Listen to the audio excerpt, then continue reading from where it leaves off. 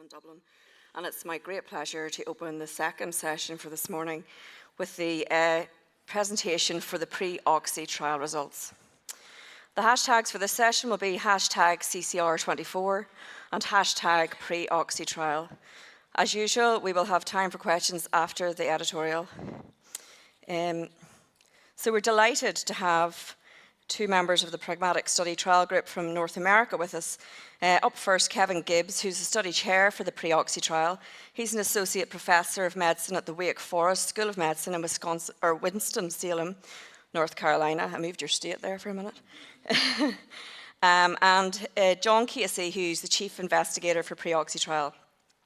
He's an assistant professor of medicine at the Vanderbilt University and a critical care physician in the medical intensive care unit at Vanderbilt University.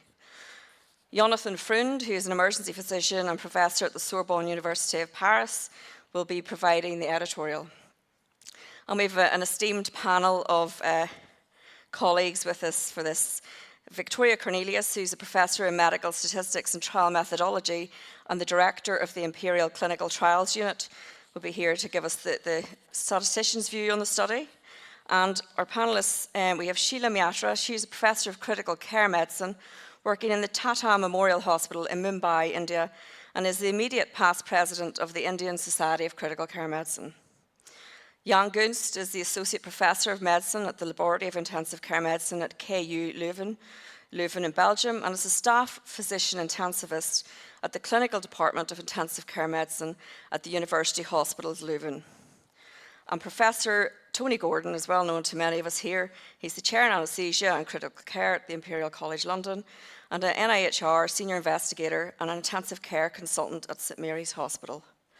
Before we start the presentation, can I just remind you not to live stream any of the presentation? Thank you, and I'll hand over to Kevin and John. Thank you very much.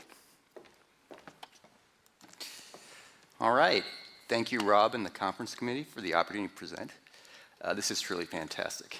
I'm Kevin Gibbs, and I'm delighted to present the results of the pragmatic trial examining oxygenation prior to intubation, the PRE-OXI trial, along with my colleague John Casey, on behalf of the Pragmatic Critical Care Research Group. Over the next 30 minutes, I'm going to present the background and rationale, the results of the trial, and John is going to present the methods and summarize our findings. The PRE-OXI trial was funded by the US Department of Defense. We have no relevant disclosures for this talk. Emergency tracheal intubation is a common procedure performed in over 2 million individuals in the ED and ICU each year. This figure shows the rates of complications in patients undergoing elective intubation in the operating room and emergency tracheal intubations in the ED and ICU. Complications in the operating room are rare, occurring in only approximately 2% of patients. In contrast, complications in critically ill patients undergoing emergency tracheal intubation occur in up to 40% of patients. The most feared complication, cardiac arrest, occurs in 2% of critically ill patients getting intubated. I think it's worth taking a minute to think about that. There are very few times in medicine that we know that there's a 1 in 50 chance that our patients are going to die in the next 2 minutes. Hypoxemia is the most common complication of emergency tracheal intubation, occurring in up to 25% of intubations. Hypoxemia is important because it's a major risk factor for cardiac arrest. Preoxygenation is the single most important intervention to prevent hypoxemia. The intubation process contains 3 phases. The first is preoxygenation, which begins with the administration of supplemental oxygen using a preoxygenation device and ends with induction of anesthesia. The second phase starts with induction of anesthesia and ends when the patient is sufficiently relaxed to initiate laryngoscopy. The third phase starts with initiation of laryngoscopy and ends with successful placement of the endotracheal tube. The goal of preoxygenation is to increase the oxygen content in the lung such that after induction of anesthesia and development of apnea, there's a reservoir of oxygen that reduces the risk of hypoxemia. The most common method of preoxygenating patients in routine clinical practice is with an oxygen mask. An oxygen mask can either be a non-rebreather, as shown in this photo, or a bag mask device. Oxygen masks are quick to set up and easy to use, and in ideal circumstances can provide up to 100% oxygen. However, oxygen masks cannot provide positive airway pressure, They cannot perform assisted ventilation when patients are apneic. And if the mask is loose-fitting, they may provide as little as 50% oxygen due to entrainment of ambient air. An alternative method to pre-oxygenate patients is using non-invasive ventilation, also known as bi-level positive airway pressure. Non-invasive ventilation is administered with a tight-fitting mask that provides 100% oxygen and positive pressure. Additionally, non-invasive masks can provide ventilation in the setting of apnea. However, setting up a non-invasive ventilator is more involved than setting up an oxygen mask, and because of the positive pressure, there's a hypothesized risk of insufflation of the stomach and aspiration. National and international guidelines of tracheal intubation state that pre-oxygenation using either an oxygen mask or a non-invasive ventilator is acceptable. In current clinical practice, approximately 75% of patients are pre-oxygenated using an oxygen mask, and about 11% of patients are pre-oxygenated using non-invasive ventilation.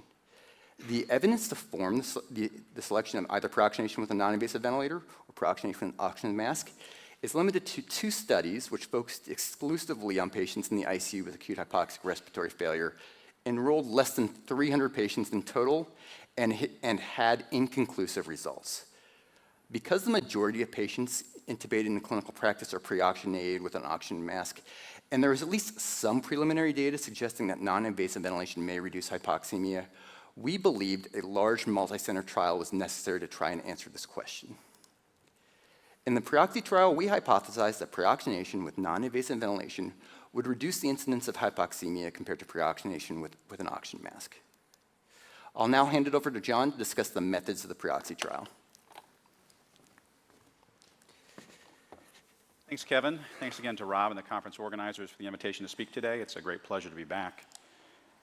The PRE-OXI trial was conducted by the Pragmatic Critical Care Research Group. We're a clinical trial network that enrolls patients in the EDs and ICUs of 25 centers across the United States. We're composed of multidisciplinary investigators from anesthesia, critical care, and emergency medicine. We focus on the conduct of pragmatic comparative effectiveness trials of emergency interventions. Within the space of emergency tracheal intubation, we've completed 9 prior trials over the last 10 years, including the device trial presented here last year, and the PREPARE-2 and BOUGIE trials presented here 2 years ago. The PRE-OXI trial was a parallel group, unblinded, pragmatic, randomized trial comparing pre-oxygenation with non-invasive ventilation to pre-oxygenation with an oxygen mask during the tracheal intubation of critically ill adults. The trial enrolled at 24 sites, 7 EDs and 17 ICUs across the United States.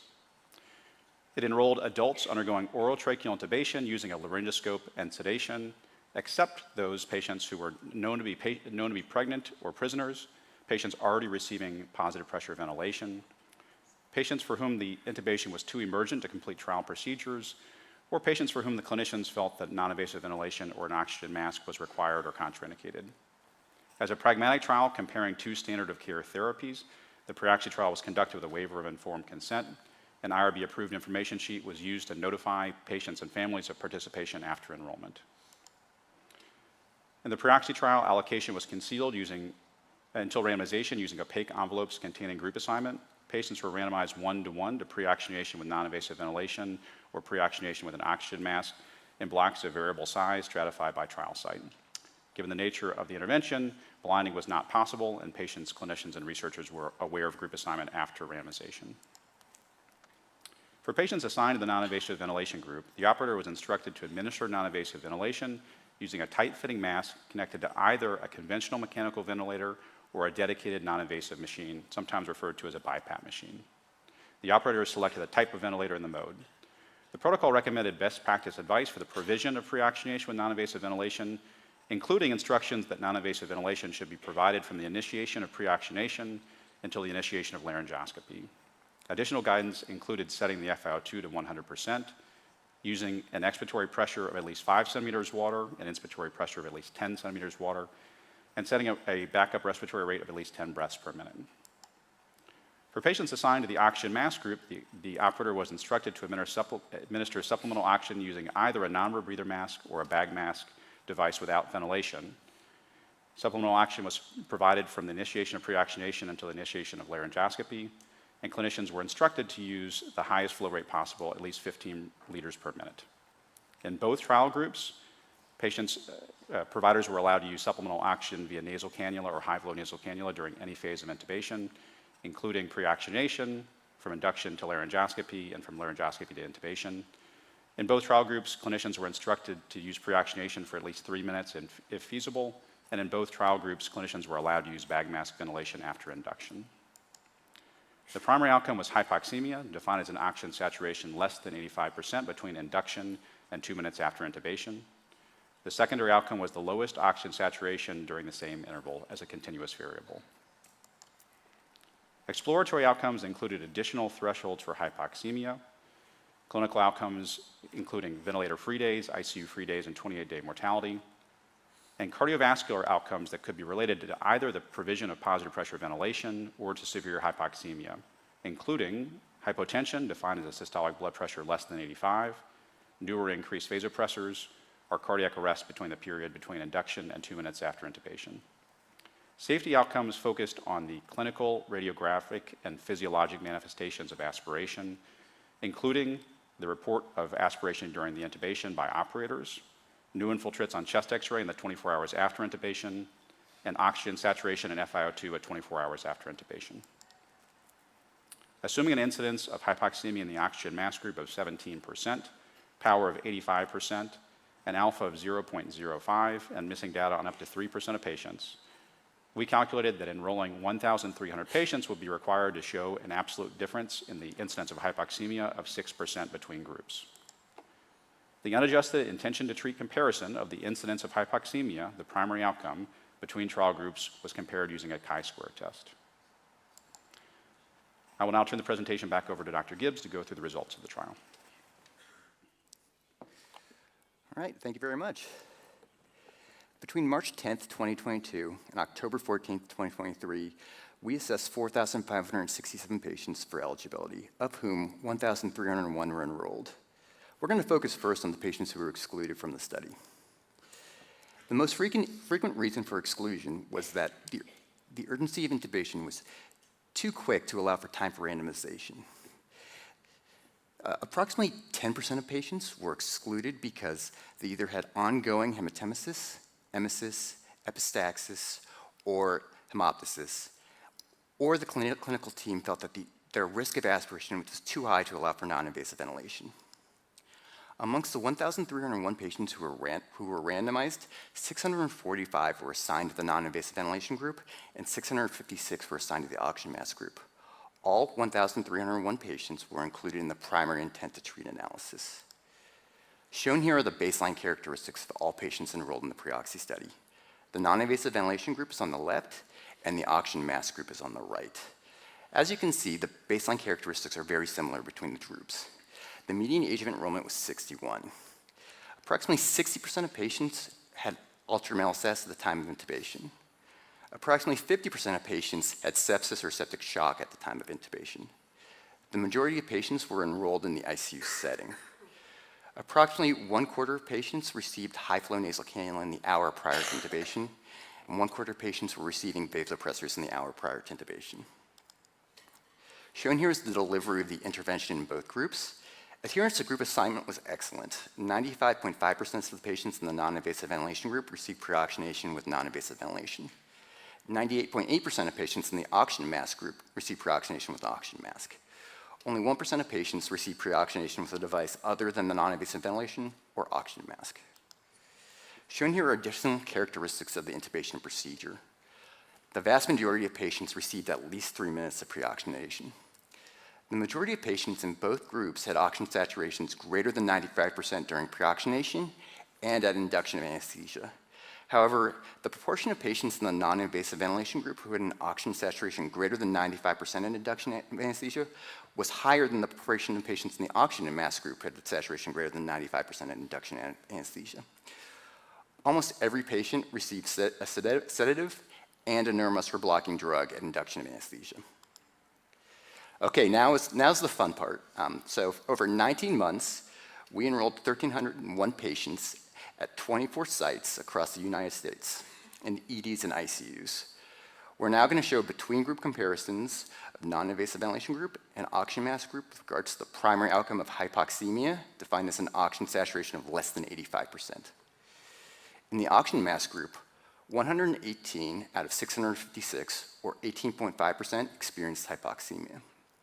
In contrast, in the non-invasive ventilation group, 57 out of 645 experienced hypoxemia, or 9.1%, for an absolute risk difference of 9.4% in favor of non-invasive ventilation, with an accompanying p-value of less than 0.001%. Put another way, pre-oxygenation with non-invasive ventilation reduced the risk of hypoxemia by 51% compared to pre-oxygenation with an oxygen mask.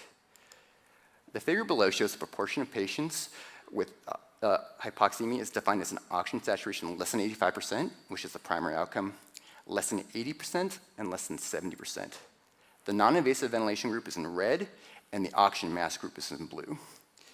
As you can see, no matter how hypoxemia was defined, pre-oxygenation with non-invasive ventilation reduced hypoxemia by half.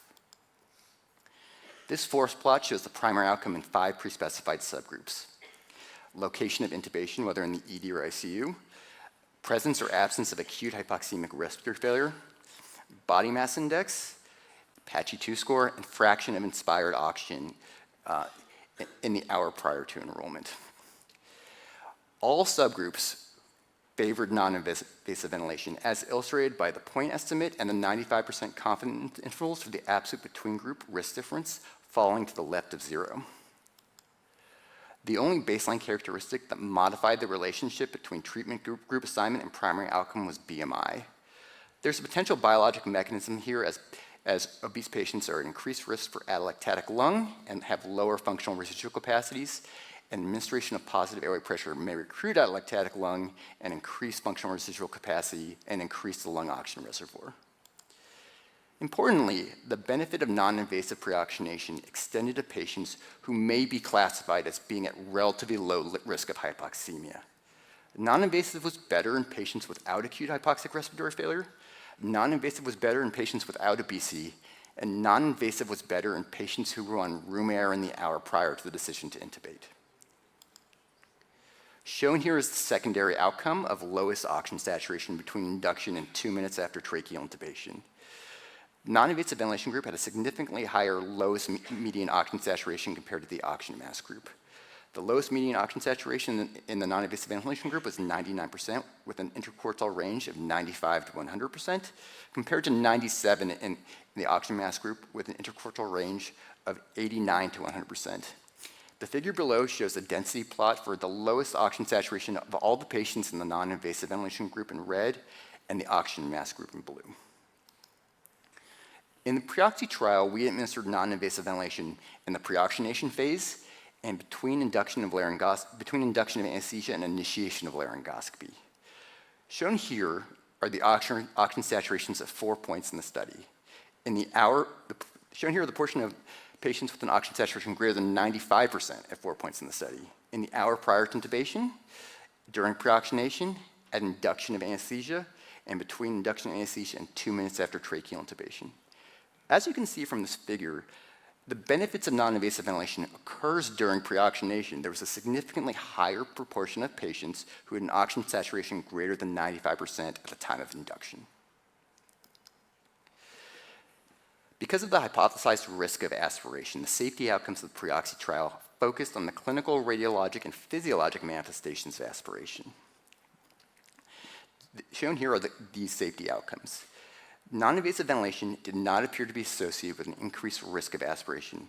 The number of operator-reported aspiration events in the non-invasive group was 6 as compared to 9 in the oxygen mask group.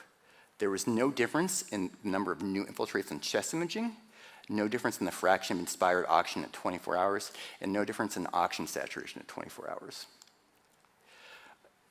Additional exploratory outcomes shown here, which are focused on hemodynamics that may be modified by receipt of positive pressure or the development of hypoxemia. Perhaps most importantly, patients in the PRE-OXI trial who received non-invasive ventilation had fewer cardiac arrests compared to patients in the oxygen mask group who received oxygen for pre-oxygenation. There was 1 cardiac arrest in the non-invasive ventilation group and 7 cardiac arrests in the oxygen mask group. Additional characteristics of the patients who experienced cardiac arrest during intubation in the PRE-OXI trial are shown in this table.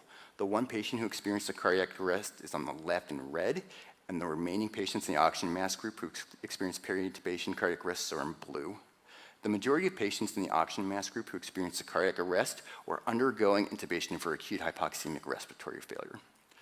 All patients in both groups either had severe hypoxemia at the time of the cardiac arrest or evidence of an undetectable plethysmography due to inability to detect oxygen saturation. Of the patients in both groups, 7 patients died before hospital discharge. Only 1 survived hospital discharge. Additional clinical outcomes included ICU-free days, ventilator-free days, and mortality. There was no statistical significant difference between these outcomes. However, all of these outcomes numerically favor the non-invasive ventilation group.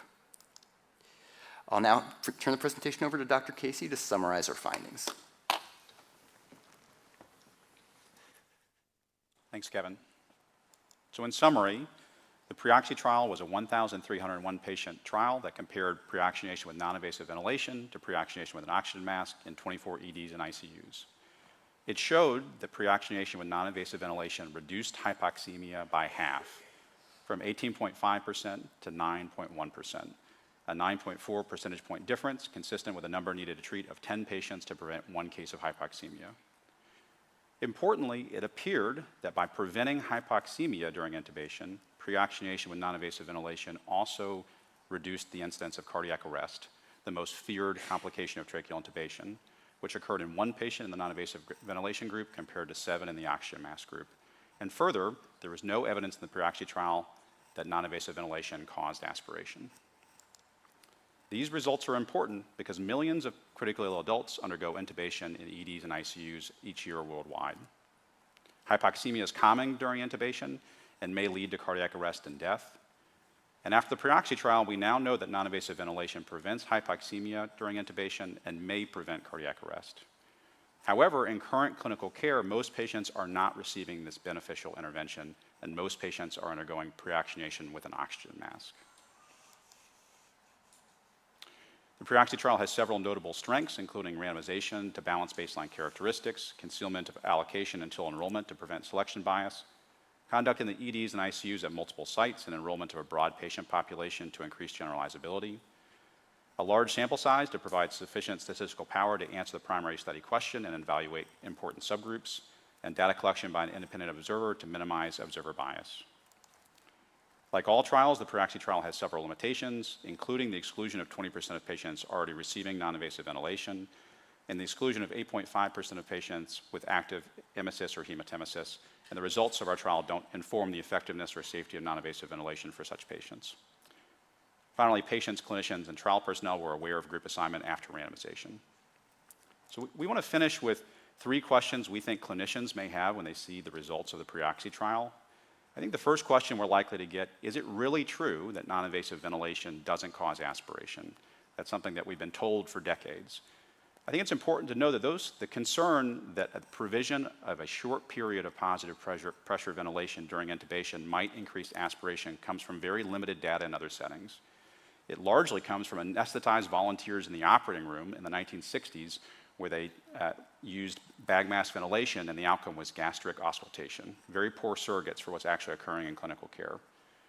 We now have 4 randomized trials that have evaluated the effect of positive pressure ventilation on the incidence of aspiration. These trials have enrolled large numbers of high-risk patients, including patients with altered mental status, patients with active upper GI bleeding, and patients with recent oral intake. And in none of these 4 trials has there been any evidence that positive pressure ventilation caused aspiration.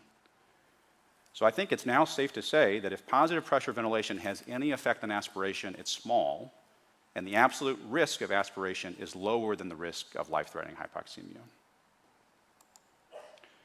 A second question we expect clinicians may ask is that they may accept that non-invasive ventilation, preoxygenation with non-invasive ventilation has benefits for people who are high risk. But they may question, do you really have to provide this for all patients, including patients who would appear to be at low risk? And I think it's important to stress that in the PRE-OXI trial, preoxygenation with non-invasive ventilation appeared to benefit in all groups, including those patients presumed to be at low risk, including those with no pre-existing respiratory failure, those patients without obesity, even patients who were on room air at the time the decision was made to intubate. Finally, I think clinicians may ask, is it really worth it to bring a dedicated BiPAP machine into the room for 3 minutes? I think this is a legitimate concern, but I would stress that In the PRE-OXI trial, you can provide non-invasive ventilation, preoxygenation with non-invasive ventilation using the same ventilator that would be used for invasive mechanical ventilation after intubation. So we hope and believe this intervention can be delivered using the same equipment that's already in the room at the time intubation is occurring. To conclude, the PRE-OXI trial found that among critically ill adults undergoing tracheal intubation in an emergency department or intensive care unit, preoxygenation with non-invasive ventilation decreased the incidence of hypoxemia compared with preoxygenation with an oxygen mask. We want to again thank Rob and the conference organizers for the opportunity to present the results of the PRE-OXI trial, which are being released as we speak by the New England Journal of Medicine. We also want to thank the U.S. Department of Defense for funding this trial, as well as the patients, families, and clinicians who contributed to this research, including the hundreds of members of the Pragmatic Critical Care Research Group who performed the trial, with particular recognition of Matthew Semler, the co-first author from Vanderbilt, and Dick Gende from the University of Colorado, the co-senior author who's in the audience today. We're looking forward to hearing from our esteemed editorialist, Dr. Yonathan Freund, and from all of the panelists. And thank you again for the opportunity.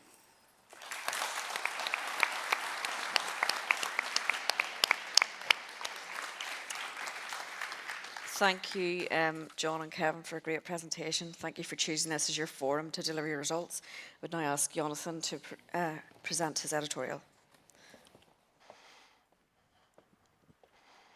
Thank you very much. Thank you, Rob, for the invitation. I'm not sure I should thank Rob because it's a very difficult position to try and make criticism about this trial. So I'm Yonathan Freund from Paris, and I have to discuss the PRE-OXI trial. So first, I'd like to disclose my conflict of interest.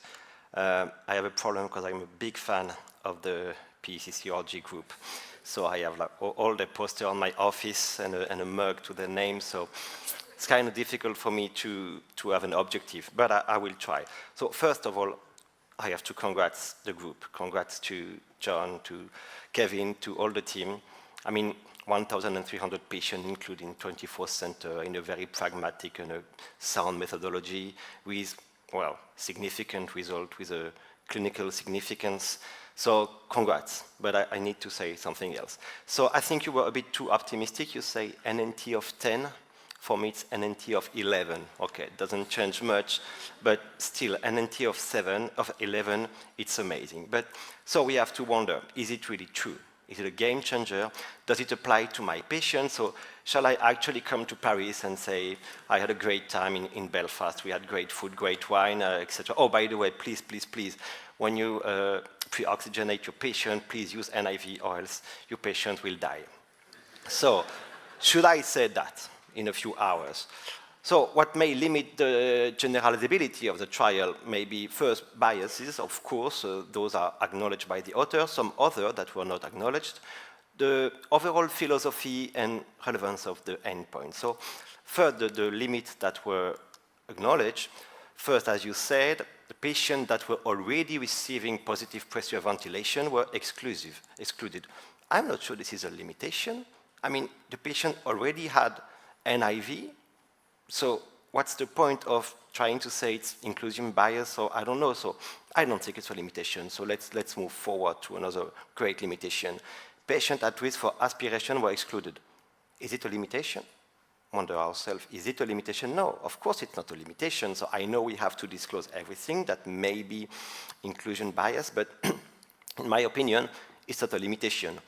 Now that we have seen that actually NIV may limit the risk of aspiration, this is something we can explore later, but for this particular trial, this is not a limitation. Well, there is another limitation for me, is the fact that almost no patient in the control group, where very few proportion of patients had high-flow nasal oxygen. But from very limited evidence, few meta-analysis, well, it only suggests that there may be a better profile if the pre-oxygenation is with high-flow nasal oxygen, especially for patients with obesity. So in this particular trial, it is possible that maybe high-flow nasal oxygen may have a similar profile than NIV, and maybe we could replace NIV by HFNO, but really this would be on very selected center. I'm not sure we all get the possibility to install a high-flow oxygen for patients with emergency intubation. So I think, again, this is not a great limitation because what is studied is much more relevant than high-flow nasal oxygen.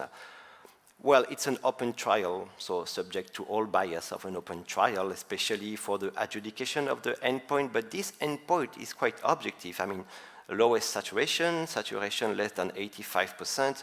Well, I think that the observer cannot be influenced to see that depending on the group, the assigned group. So again, no limitation. So I have to dig, I have to find something, and I will, hopefully. Well, one thing I always look at is how good is the control group, because it's very easy to show significant clinical effect if the control group is not well treated. So we can have a look to all the description and the characteristic of the control group. So I will compare to similar trial, for example, the device trial, where the patients were very well managed, and lowest stat was 98. In this trial is 97. The proportion of patients with saturation below 10% was 10% in the device trial, and here you can see it's quite similar, 13%. So time to intubation, etc. So actually, the control group is okay. And you can also compare to the PREVENT trial, same thing, same number. So yeah, the control group was actually much better treated than the control group from other trials. So this is again a good point in favor of the group. I'm sorry. Were there suboptimal care in the control group? So the patient was the same, but did the care was the same? And it wasn't. Yes. So we have one. So the very few patients, I think, sorry, I forgot, and I can see my slide here. I think it's something about 20% of patients in the control group received positive pressure after induction and before intubation. And in the PREVENT trial, John told us a few years ago that this is key for improving the condition of intubation with a side effect of 12 percentage points, while PRE-OXI it's 9. So when we look at this graph, we can see that, of course, the NIV group has a better profile even before induction, but we may have reduced the effect side. We may, if positive pressure was applied for all patients after induction. This could be considered as standard of care now because there is a very nice trial, the PREVENT trial, that showed that. So let's say that maybe the effect size could have been a bit smaller if patient received all positive pressure. But again, the heterogeneity analysis show that even if you compare patients who had or not received positive pressure, well, the effect is still positive. So I can go on and try. The bottom line is, for me, using NIV from this trial for preoxygenation compared to face mask, reduce the rate of hypoxemia with no positive pressure before intubation. There are some other strengths. I may not spend some time on it, but the pragmatic design, the large sample size, the exhaustive detail of procedure. You have to go through the whole supplement. It was really painful, but very interesting, like dozens of pages of supplemental analysis, and all are great. And again, what you say about no increased risk of aspiration is amazing, and also a major result, although it's exploratory. So just I want to finish with two outstanding questions. The first is the philosophy of it. So is the primary endpoint of SpO2 less than 85 relevant, and can I actually transport this result to my patient? So there is different philosophy, the frequentist and the Bayesian. I will not spend a long time about it, but Bayesian actually will ask if seeing these results, does the theory apply to my particular patient? Seeing this paper and in front of my patient, will NIV actually reduce the risk of hypoxemia? So the main question I have is, does it really work in a patient with no acute respiratory failure, FiO2 of 21%? And it seems from all of the supplemental analysis that even if this particular patient with no respiratory problem, NIV will also reduce the rate of the primary endpoint. And if we take this patient with normal FiO2 before intubation, no respiratory problem, the only thing is I think there was 10% of patients, I think, if I'm not mistaken, with a saturation less than 85%. And Many of them had no active respiratory condition, so good lungs, and still 10% of primary endpoint if I compare to the NICO trial we saw yesterday, where patients were absolutely no airway compromised. Well, there were only 3% of patients that had a saturation below 90%. So again, if we select patients that absolutely no risk of, or very low risk of desaturation, will NIV really improve the prognosis? And also, I must say, I'm not sure exactly of the main reason for intubation about this patient, because we see altered mental status, sepsis. So you see on the first table, I don't see exactly the percentage of one of those who have acute respiratory failure, and were there a particular subpopulation, subgroup that were intubated only for coma, for example, for toxic coma, or else with perfectly respiratory failure. Last, I would like to just reproduce the table you just showed on cardiac arrest and SpO2. So this table is very interesting because at the end we want to see if patient is at risk of dying, and there is just one patient that had a cardiac arrest in the NIV group compared to 6. We've just seen that, and interestingly, that I think it does not seem, it's only 7 patients, but those cardiac arrests, in my opinion, were not really caused by a very low saturation, rather by other factors, for example, aspiration. So when you see SpO2 during preoxygenation and at induction, they were actually not bad, and still this patient had a cardiac arrest. So is SpO2 the best endpoint? This is another question. Okay, I'm concluding now. Yes, this is a game changer, and I will come home and ask my colleagues to use NIV. Congrats again, Kevin, John. This is an amazing trial. Thank you very much.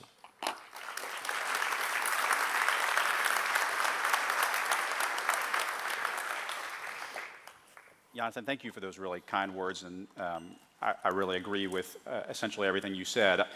The one thing I'll say, if you thought it was painful to read the 60-page supplement, it was far more painful to write it. But I think Victoria would be all over us if we didn't. So thank you for slogging through all those details. I think you made a couple important points. One that I'm sure will come up during the discussion is, why didn't we mandate positive pressure ventilation after induction? So in 2019, we led and published the PREVENT trial that showed that bag mask ventilation after induction reduced hypoxemia. It was a smaller trial, it was about 400 patients. It seemed to show a similar signal on cardiac arrest, but as a smaller trial, that signal was not significant as it is in the PRE-OXI trial. However, that trial was limited to ICU patients, and it has largely been ignored by many of our ED colleagues. So we felt it was important to include ED patients in this trial, and when we approached and engaged our ED collaborators, they said, if you mandate positive pressure ventilation after induction, we won't participate. So we are willing to use a BiPAP mask, and we may be willing to leave it in place during this period between induction and initiation of laryngoscopy, because it has its inherent protections. It's providing only a peak pressure of 15, but we will not bag people in the oxygen mask group.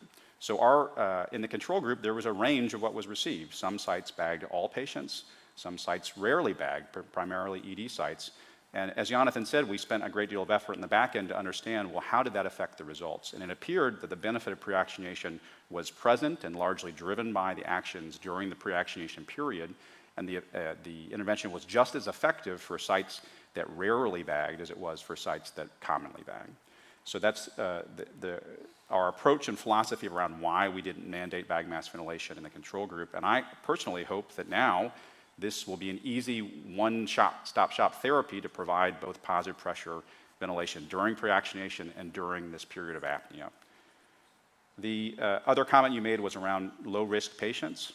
So we have risk factors that we know predict who's likely to desaturate, things like your FiO2 in the hour prior to intubation, your oxygen saturation at induction. They certainly predict who's most likely to desaturate, who's at the highest risk. In our trials, we've never been able to identify who's at zero risk, that even the patients who appear to be low risk have reasonable rates of hypoxemia approaching 5%, and not too dissimilar from the 3% that Yonathan reported in his NICO study. So it appears that even amongst those low-risk patients, preoxygenation with non-invasive ventilation halves the risk. So in our opinion, this is a therapy that should be offered to everybody. So I think I'll stop there and turn it over to the panelists and hear their thoughts. Okay, we'll actually open to the floor first for any questions. So is anybody? Any questions, Bala, at the front here?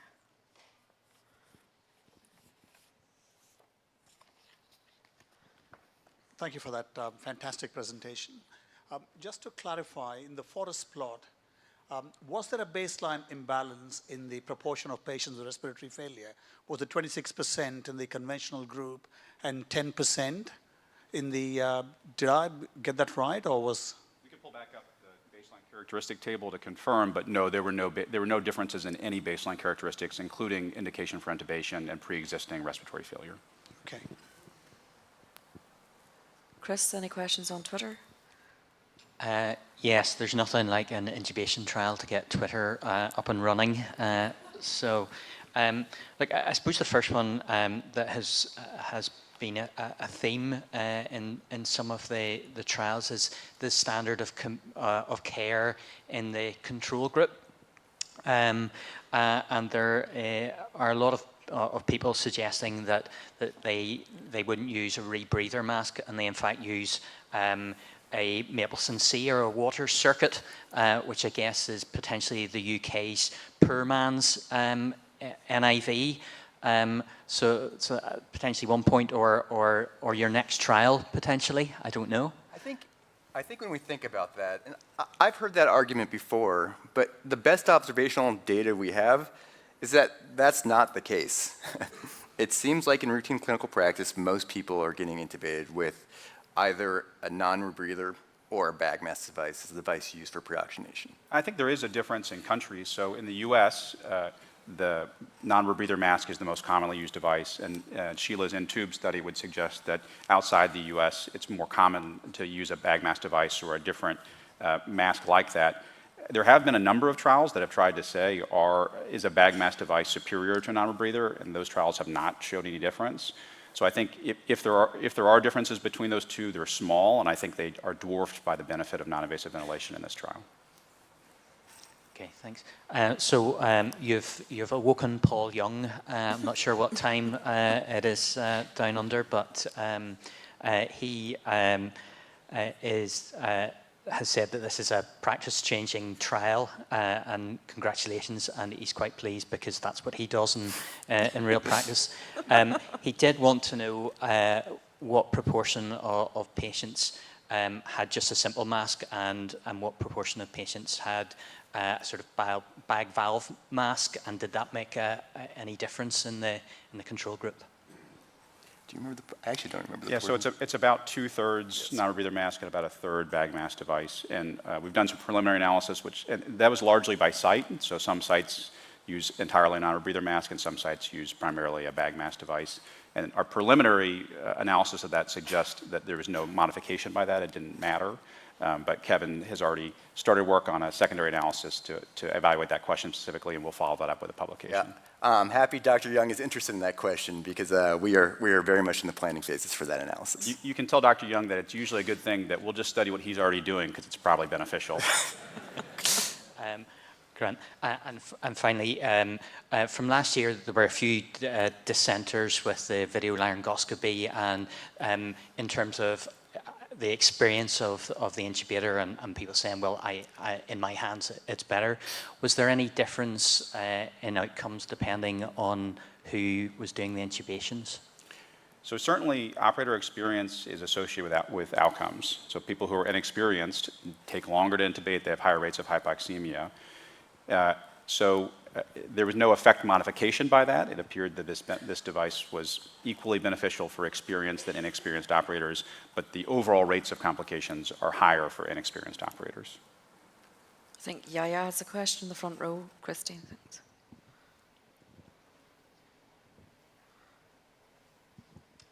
Thanks, John and Kevin. This just a follow-up from the discussion on the dinner on Tuesday night. The oxygenation for these patients, if they're breathing on an NIV or oxygen mask, is going to depend on their ability to spontaneously breathe. So it seems in the era of video laryngoscopy, they're probably counterproductive to actually stop them breathing with a paralytic when you're trying to oxygenate them. Do you think that the next trial would be to try with a paralytic? A couple comments on that front. So as part of the inclusion criteria for this trial, all the patients needed to be breathing spontaneously during pre-oxygenation. So they couldn't be apneic or not, they cannot be not breathing at all, and they could not be hypnoapneic either. So they had to be initiating breaths on their own to be eligible for the study. In our practice, and at least at our sites, the overwhelming majority of patients receive a neuromuscular blocking drug. 98% of patients receive neuromuscular blockade. I think this is an outstanding question that we just don't know the answer. The limited data from the operating room suggests that receiving neuromuscular blockade is better. But that has not really been focused on patient-centered outcomes, and we don't know at all in the ED and critical illness space. It's possible that keeping patients breathing may be better, and I think there needs to be more research on that front. So that's exactly right. I think that the data supporting the routine use of paralytics has always been weak. And if anything, that data came from a period of direct laryngoscopy when failure rates were higher. So I think it's exactly the right question to ask. In the era of routine use of the laryngoscopy, do you still have to paralyze patients, and would there be benefits to allowing them to spontaneously breathe throughout the procedure? That's a very different shift from where we are now. So I think that's not the kind of trial you could do under a waiver of consent. It's definitely not current practice.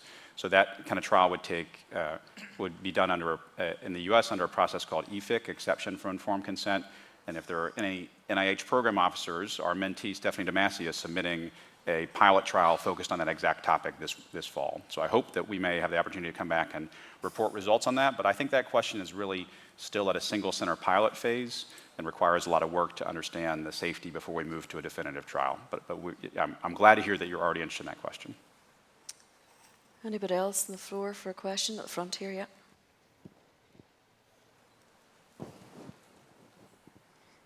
Congratulations for your trial. The results are really impressive. I just wanted to ask you if you had a preferred position of the patient.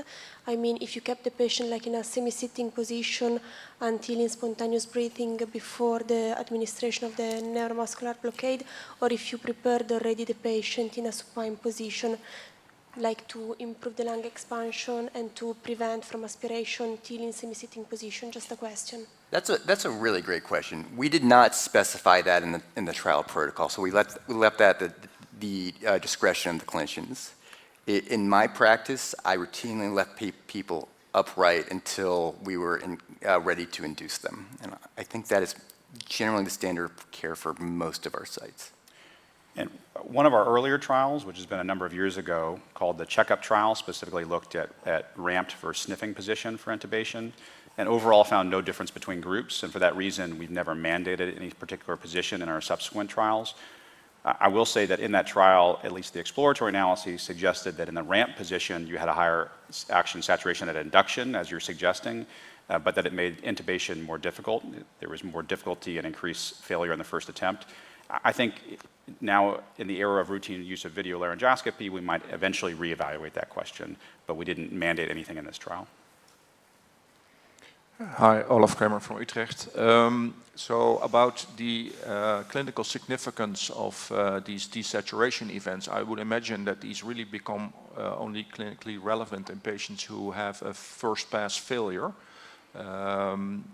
So did you look at effect modification by the patients who were intubated on first pass versus those who needed a second attempt, and where you would probably need to revolve to bag mask ventilation in order to We're going to tag team this one, but I'd like to talk a little bit about the oxygen saturation comment.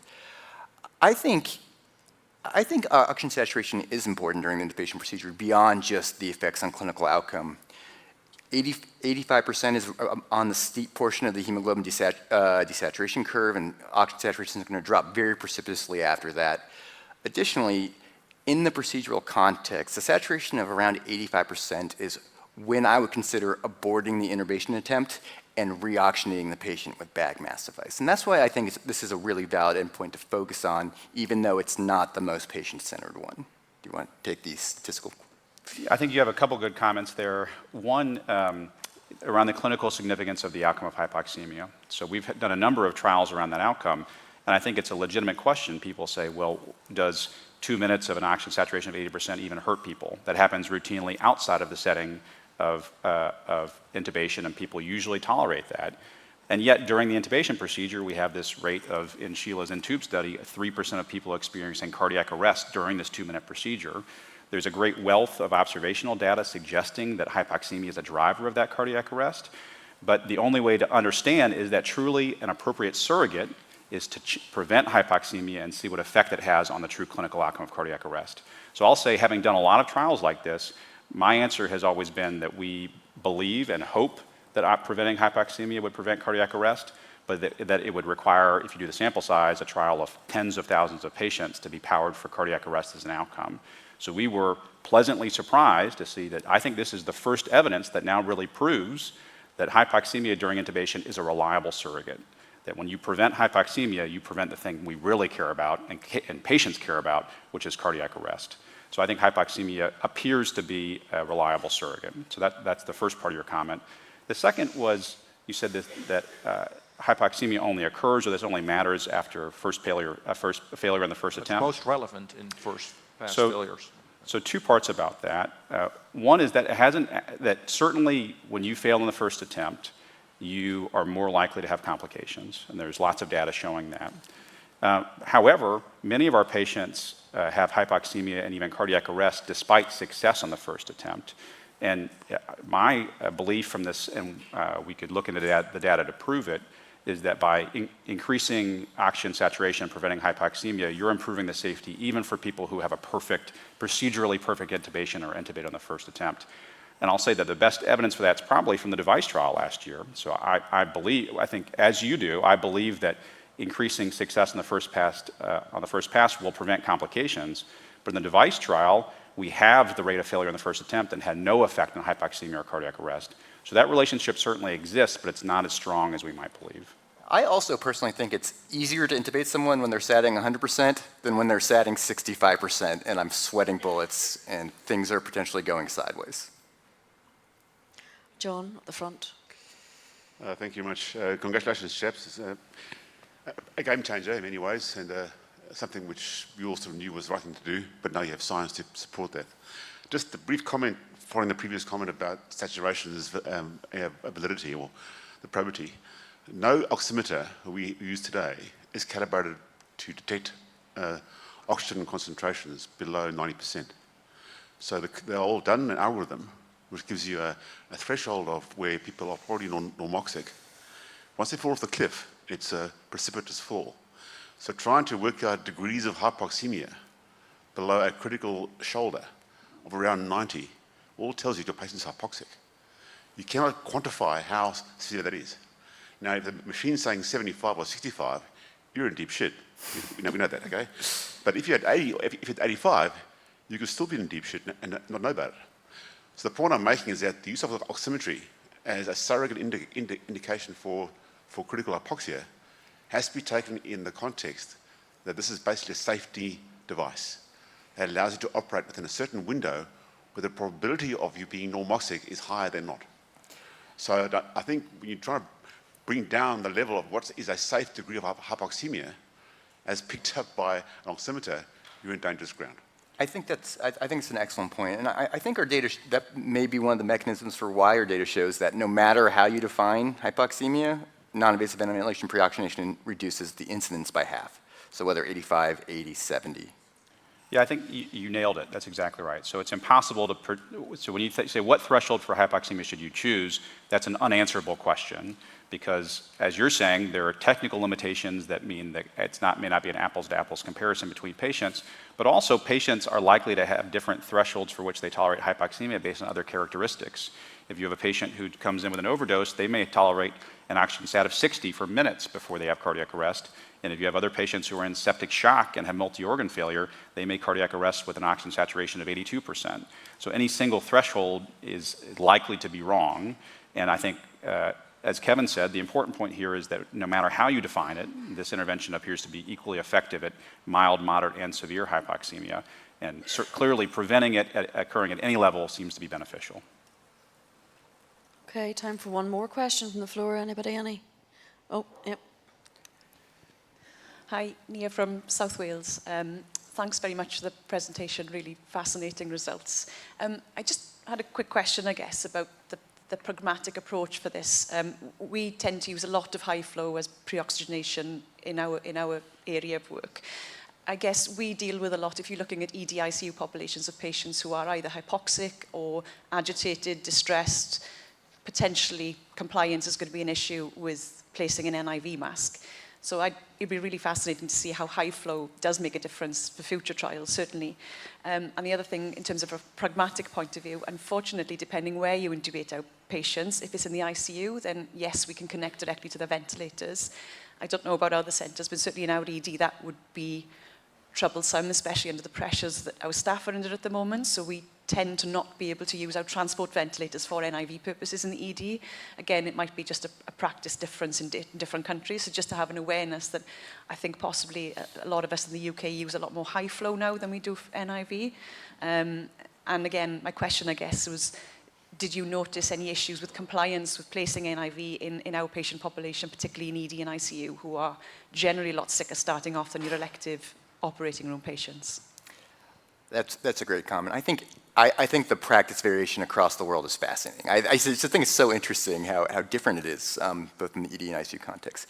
I wanted to address the high flow nasal cannula issue because I think high flow nasal cannula has real pragmatic and implementation barriers because unlike non-invasive ventilation, where you can use the conventional ventilator if you have one available and you're only using a new mask, you're using the same equipment. With high flow nasal cannula, you really need to bring in a separate piece of equipment for a 3-minute intervention. Yeah. There are ventilators that do both, and so we should Yeah, talk most about of them why. do now. Yeah, so we should talk about why we chose not to mandate that intervention as well. So that's an excellent question. There are two basic reasons. So the first is that there have been a number of trials that have compared the use of high flow nasal cannula to just standard non-rebreathers and bag mask devices, and they have generally shown either no benefit or slight benefit.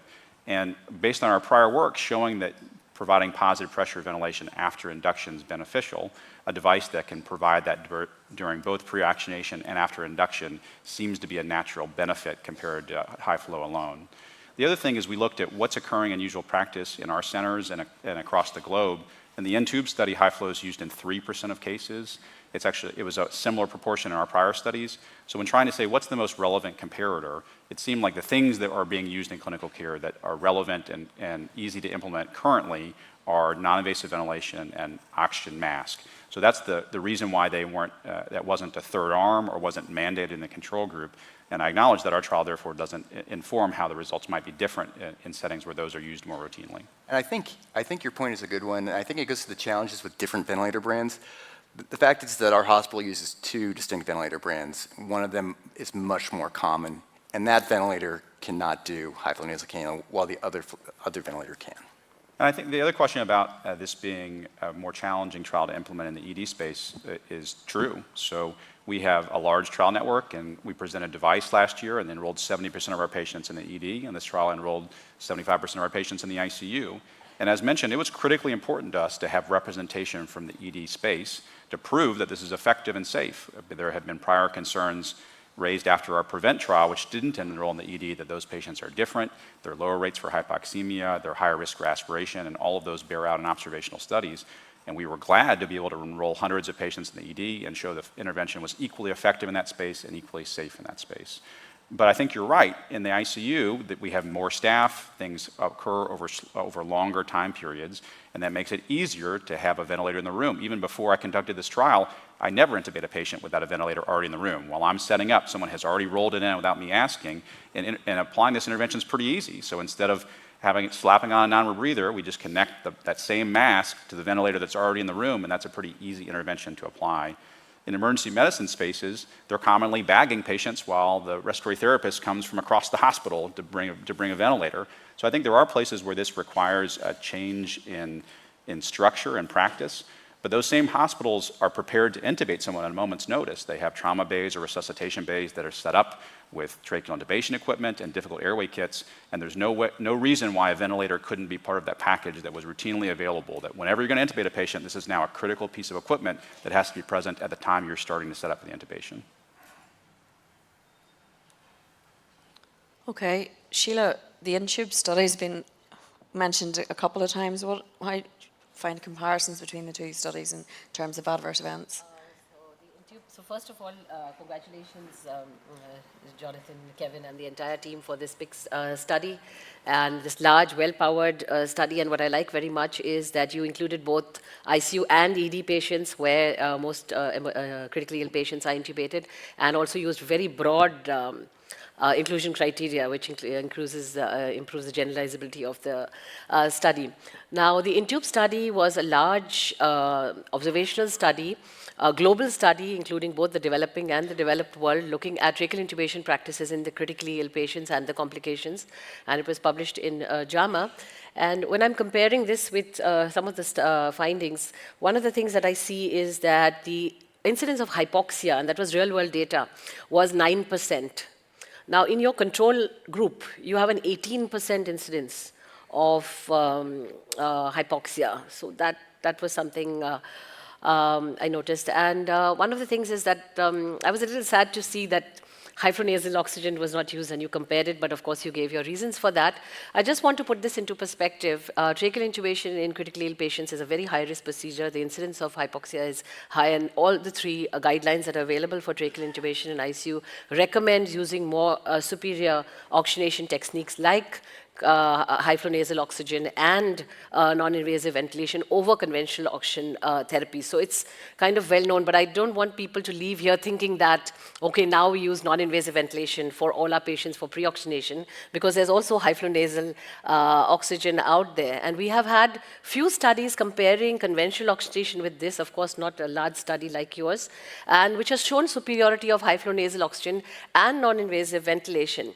So I would consider both of them as equivalent, and we have a study from JP Frat, which has a big randomized controlled trial, the French trial, which has shown no difference. So I think, both are kind of equivalent. If I may make just one or two observations about the study. So this was the comment on hypoxia, and I noticed that patients received both nasal oxygen with the nasal cannula as well as hypronasal oxygen in both the groups. In fact, the proportion was higher in the conventional group. And, how was this accounted for? That was one question. And the other thing about the hemodynamics, of course, this was a study looking at hypoxia. Nevertheless, you're giving an intervention which is using, giving positive pressure. So when you're looking at the hypotension, and I see that you look at hypotension only up to 2 minutes after tracheal intubation. Now, conventionally, during airway management, that's the time when the pressure response effect is there. So you will get, a high blood pressure because of the pressure response to laryngoscopy, tracheal intubation. So the hypotension is expected to occur within a period of 5 minutes or so. Why was it that you chose the 2-minute endpoint? And I see this in most of your studies. So that was one observation. And also the observation which the two gentlemen here, the lady here made about the positioning. I think the positioning is very important. We usually use a head elevated position, at least 20-degree elevation.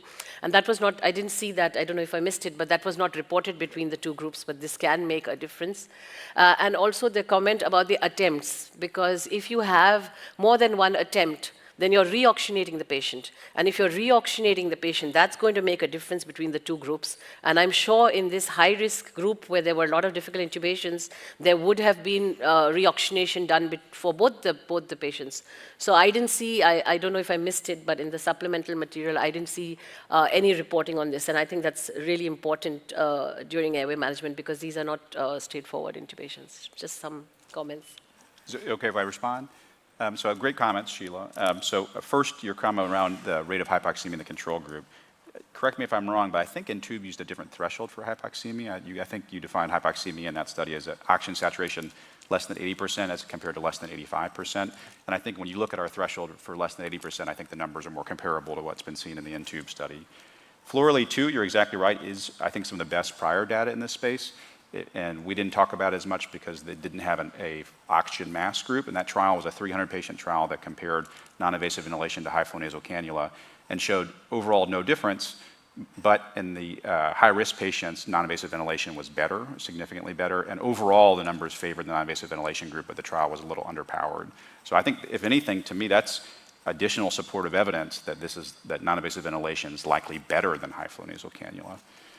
And then, secondly, your question around the primary outcome interval, I think, is an important one. Much like there's no ideal threshold for hypoxemia, there's probably no perfect duration over which you should assess that outcome.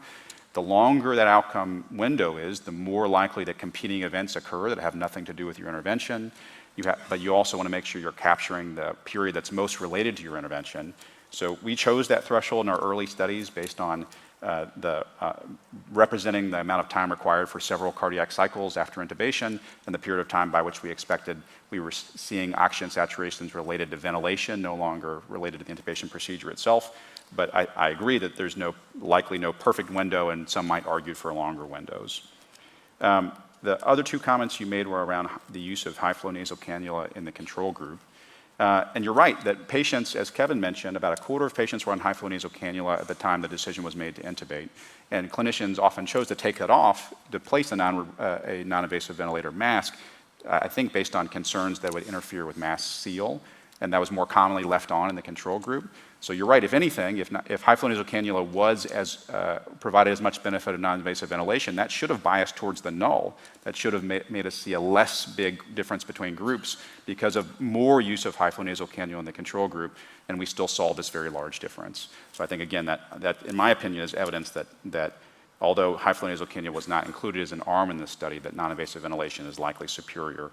And then finally, reoxygenation. So if you have people who have multiple attempts, a prior question also asked about that. You can't, as mentioned yesterday by Simon Finfer, that's a challenging process to understand because it's a post-randomization variable. So your intervention may occur who gets reoxygenated. So if you start with a higher saturation because of non-invasive ventilation, then those patients may be less likely to need reoxygenation, and any comparison you do around people who require reoxygenation is therefore biased. So that's something that I think is an interesting question, but it's not something that's easy to answer with the data we have. It wasn't reported, the difference in the two arms. We do report the rates of first-pass success and multiple attempts, which are similar between groups, but you're right that we didn't collect any information on who required reoxygenation. I think one of the interesting things is that the data on high-flow nasal cannula and for preoxygenation is at best mixed. High-flow nasal cannula is a tremendous intervention, you can pry the high-flow nasal cannula out of my cold, dead hand in the setting of acute hypoxic respiratory failure who I'm not trying to intubate. But what we have here an intervention that's very effective at preventing hypoxemia. And I think I just don't quite understand why would you be reluctant to adopt it. I think most of the concerns about tolerability and safety, studies like PRE-OXI and NICO show that non-invasive ventilation is safe in this context. It doesn't increase aspiration. It provides oxygenation and ventilation. Patients tolerate it well, and it's safe. But I'll defer to the rest of the panelists to come at us. Tony? Yeah.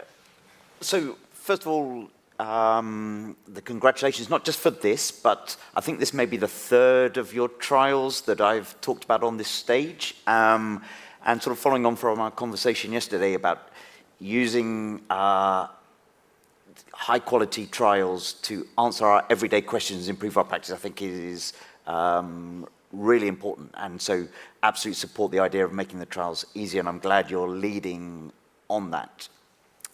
I will sort of pick up on Paul Young's comments. I'll be honest and say some of your trials have confirmed what I already do, and some have changed it. So I will admit that I got not all of it is right. And you can tell Paul if he's having trouble sleeping, and he wants to. Page 59 of the supplement is actually 87.7 were on the non-rebreathe mask, which, just to give you a comment, there are obviously huge differences around the world because, I mean, I've been 30 years working in the UK and a bit in Australia. I've not seen a single patient intubated from a non-rebreathe mask. We would always... what I've always seen is tight fitting. mask. So I think it is different. And when I first read this, I almost came up with the same comment as someone said on Twitter, oh, you know, you need to do the trial of that. But I'm not sure you do. And I was thinking about it since I first read the paper a few days ago. And maybe it's changed our whole approach to intubation, and your work as a package has done that. And I think about when I was junior, first coming into ICU from an anesthetic background, very much was taught the purist approach that the intubation is all about preventing the aspiration.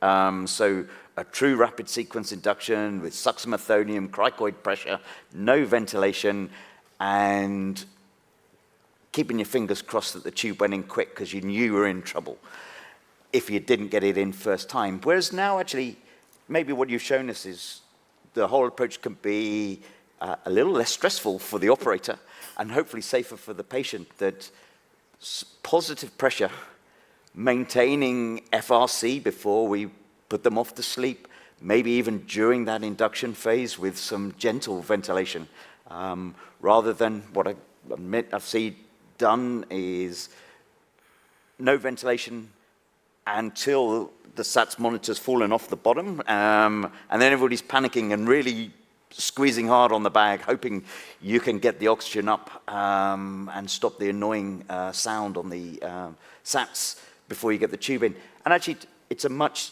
different approach now. And so I think it is changing our practice. I agree with the lady who spoke up there. I think it will be challenging, more challenging in the ED, where there are fewer staff and particularly focused on the critical care side of it. But in ICU, maybe now I think I will be, even though I will still be, would have used a tight-fitting mask, suggesting actually for the patient with respiratory failure, knowing that I'm going to intubate, still say, well, let's put the non-invasive ventilator on first, improve that oxygenation as much as I can, increase FRC, and actually then get on and intubate in that way. So I think you are changing our practice, and I thank you for that. Those are very kind comments, and I'll say that you reminded me of one of our favorite things that we say about our research is that when you do comparative effectiveness research, you only get 2 responses from people who read your work. I already knew that, and I don't believe that.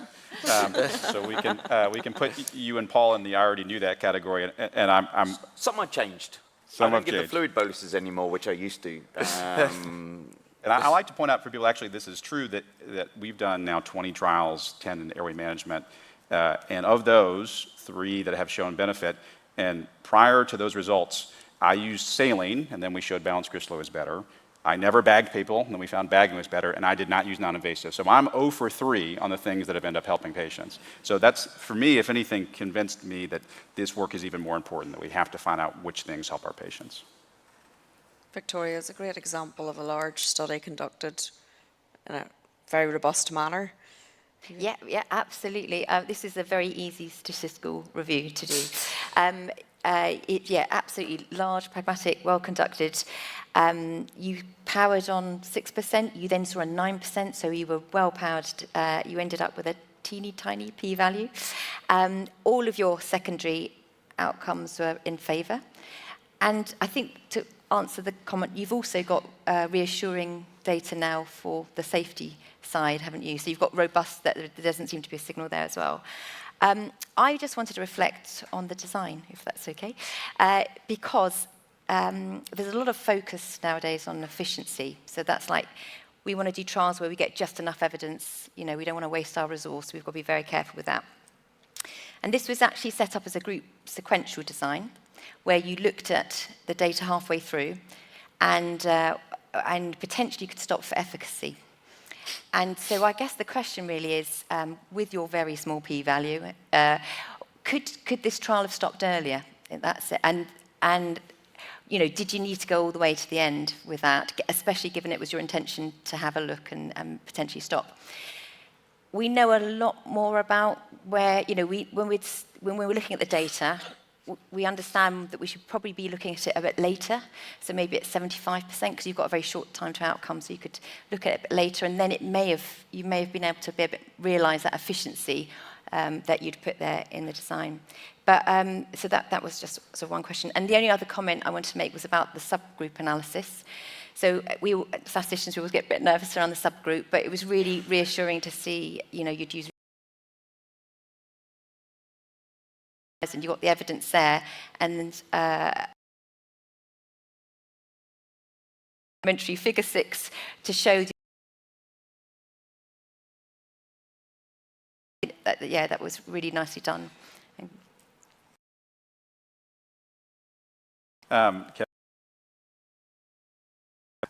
I think the question of efficiency is really important. How much is enough in these studies? And maybe we should move our... This may have stopped.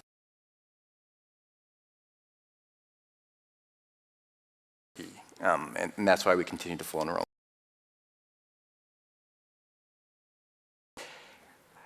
I think we can't anticipate. I think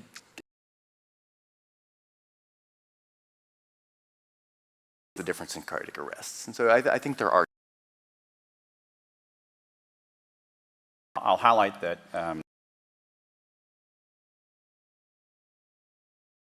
device trial, which we presented last year because it did stop early. It met the pre-specified.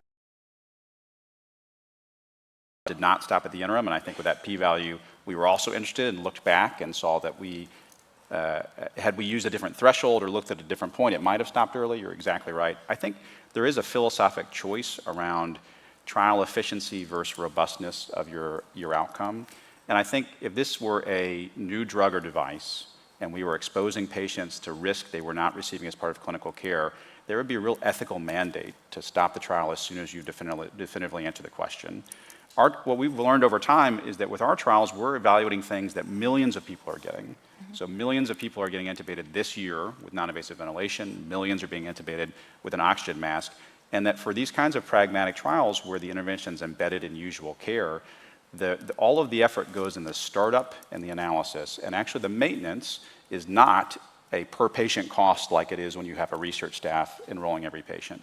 So the additional effort or cost to extend this trial or even to double the size of this trial is relatively small, and I think it often leads to a more robust estimate that helps with dissemination.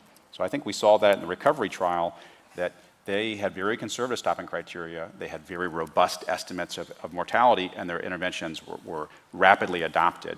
So I think that we look at every study question in itself, and the kind of stopping criteria we use might be individualized. But for comparisons of usual care therapies, I think that there is an incentive to make sure that you definitively answer the question and you never finish with a p-value of 0.06. I totally agree. But if you're planning on stopping, if you've got an intention, you know, because there's a lot to be gained about getting that precision around that treatment effect. But if you are planning in those interims, if you do want to have an intention to stop early, it's definitely looking a bit later can help, and looking a little bit more often, or you just decide to go to the end. So I mean, you wouldn't have got your nice subgroup estimates, maybe, you know, I mean, you've got more accuracy around those than if you'd stopped. But it's just a decision. I think it's just something for us as a trials community to think about of where if we're going to look at the data and we want to stop, where should we be placing those interims? Can I ask you a question as the reader then? If this trial had stopped at 700 patients due to pre-specified efficacy and we didn't have the subgroups, would you have felt this paper was as impactful in that context, or was something lost because we didn't enroll together?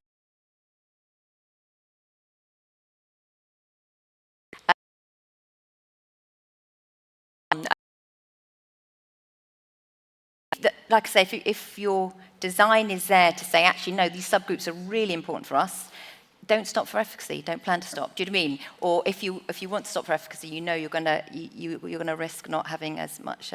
We've had those exact debates. Should we explicitly power our trial for certain subgroups? And I'd say that those are things you don't commonly see, and we worry about how those will be perceived. Because I think you're exactly right that if your goal is to answer your pre-specified question and you've answered it, then you should stop. And if you have other goals that are very well documented, well done, and I think it's a very important step forward in the field. I have a few questions. First question is regarding the generalizability of the results. And there was already a question on the potential effect that the operator could have. So in the manuscript, it was reported that 86% of the operators were residents or fellows with a median number of previous intubations of 50. So I was wondering whether the effect size could indeed be modified by the previous experience of the operator. You already mentioned that there was no apparent heterogeneity of treatment effect, but I was wondering whether you have enough operators with with high level experience to exclude a potential heterogeneity of treatment. And then my second question is regarding the use of bag mask ventilation. Again, it has been addressed, but you showed indeed that there was no apparent difference between patients who received or not received bag mask ventilation. But I was not sure. It was not I was not sure whether the bag mask that was used in these patients was used throughout the phase after induction of anesthesia, because if the bag mask ventilation was used as a reaction to hypoxia, then it could be a confounding factor, I think. And also regarding the bag mask ventilation, it's just a question, because you said that the emergency physicians were reluctant to routinely implement bag mask ventilation. Would the results of the current RCT have influenced their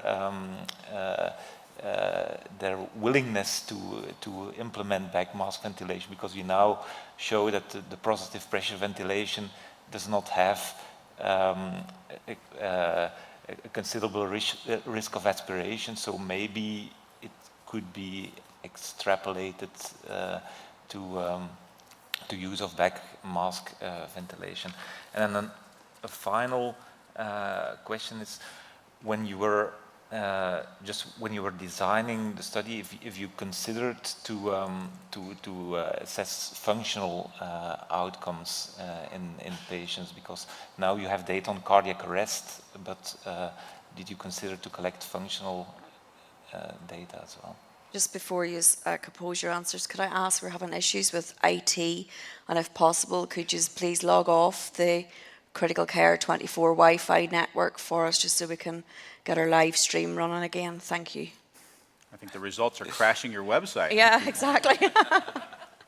I think, let me tackle the bag mask question first. And so the clinicians were able to use bag mask however they saw fit, so as a rescue modality or as a preventative treatment after induction.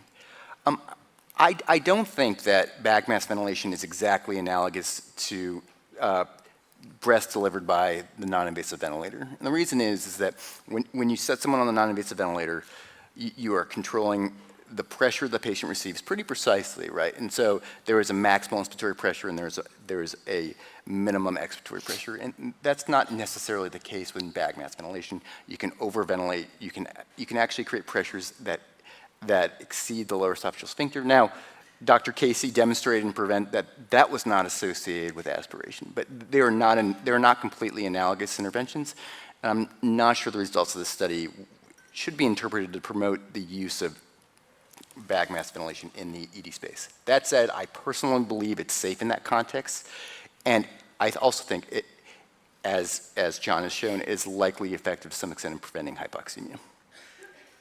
So you made a lot of great comments, most of which I really agree with. I think the first comment around generalizability based on operator experience, that's a question we routinely get, and it's interesting. We have made great efforts to add community sites and sites that are staffed by anesthesia units to really reflect the broad range. So we do have a very broad range of experience levels, and it appears that doesn't modify the effectiveness, that more experienced operators are better and they have lower complication rates, but the relative benefit of this intervention is consistent across that. The other thing I'll say about that is that it's not as if this trial is being limited to residents or being done in unusual settings. These are the people who intubate people inside our trial, because these are the people who intubate patients in the US. And the amount of experience that these operators have is pretty commensurate with the experience levels of people who intubate in community settings in the US. That might be different in countries that are primarily anesthesia-led, where they have 10 or 100 times as much experience as the routine US operator. Your second question about prophylactic versus therapeutic bag mask ventilation is exactly right. So that we collected that during that time interval and didn't differentiate between prophylactic and therapeutic use as we have in trials where that was the intervention. And PREVENT, that was a big point of focus. And here we have no ability to differentiate whether those are being used prophylactically or therapeutically. And then finally, functional outcomes is an important question.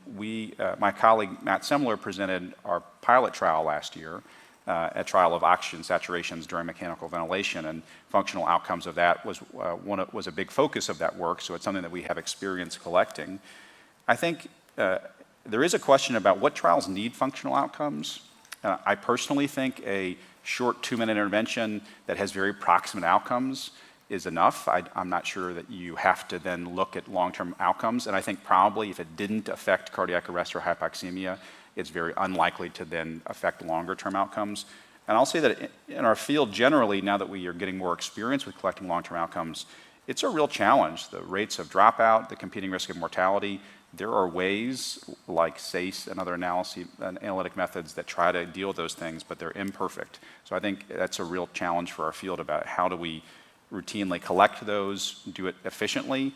I would say that in the trials where we've collected functional outcomes, it's about 70% of the effort and cost just to get the functional outcomes. So it's not an easy add-on. It's something that requires significant effort. Yeah, just to emphasize on that, I think functional outcomes are very important. I mean, that's what patients care about, right?